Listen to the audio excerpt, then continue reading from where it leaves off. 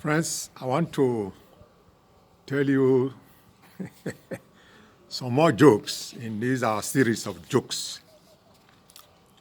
Now, I tell you the story of one Casanova. Young man was in a well-paid job, bank, was a well-paid banking job. So he had a lot of colleagues who were his friends. So his friends were wise and decided to marry while they had that good job. So for him, he was painted the town red, all manner of things in skirt. He was going after them, wasting his money. His friends were wise, they married, they were having children. So what happened was that they was doing a general retrenchment and they retrenched every one of them. His friends had married, they had built houses, and all of them had started having children. This young man had no wife, no child, no house. And eventually, before he knew it, the last money they gave him, the last payment, the thing was exhausted. All these Casanova activities, all of them seized that properly. All the guests, all of them abandoned him. So, if you look at him, when you now see him, you will not think he ever got near, any well-paid job in life. He became very wretched and became a subject of mockery. So, my friends, you don't want to suffer. You got to make hay while the sun shines. When you are in that good paid job, settle down. Get a house. Don't begin to waste your money. Don't begin to compete for the champion Casanova. Painted the town red. In fact, he painted his life red because he was miserable. Number 2, I want to tell us is also concerning houses. I'm addressing you from front of one of my houses. I remember when I was suffering those days. I couldn't pay rent.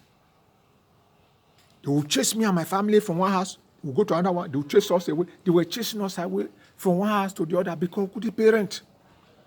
So there was this one house. The rent had accumulated. So what I did was that where I was working, I will make sure I stay long. I will stay long till after night before I begin to come, so that when I come, the landlady must have entered the house. So I will not tiptoe and enter. So one day, this woman observed that I was coming late and tiptoeing. What she decided to do was to stay outside, put the chair aside.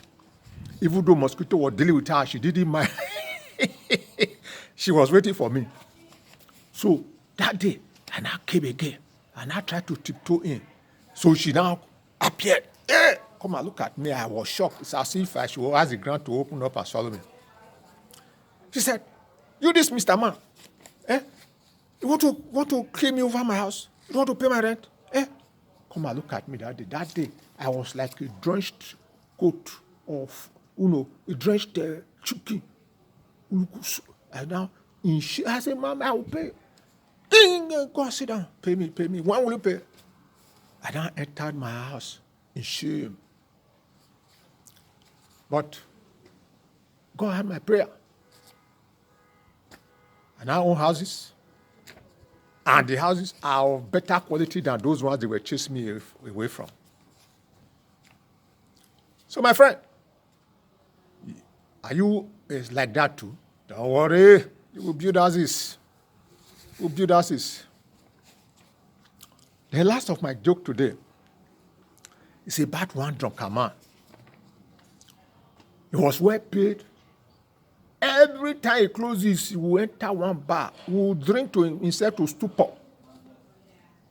So this day, he drank and drank and drank, to the extent that he entered the bottle. When you say somebody drank and entered the bottle, it means he overdrank. So this was about 10 p.m. So he now got his car key, staggered, and went to the car park. He took his key. Instead of opening the driver's door, he went to open the boot. Open it. Say, what? Who has stolen my car steering? Where is my dashboard? Oh, these thieves, they have stolen. So somebody now came. My friend, it is the car boot you opened, though. See your car door key. So he now eventually closed the door and opened the car door. Opened the door, fell, sat on the seat. He was there, slept. Now the mosquito dealt with him. Can you imagine that? Someone who has a house, because of drunkenness, he had to sleep the open space. He was lucky the car, there were no roundabouts to throw him out and take the car away. So my friends, don't be drunk. One is very sweet. One is you are drinking it. The devil will be telling you, see, drink, enjoy yourself, forget your sorrow. The sorrows multiplied after getting drunk. Don't be drunk. So, my friend, these are some jokes for today. And I can tell you, just smile. Jokes do one thing. There are two things that makes you forget your sorrow.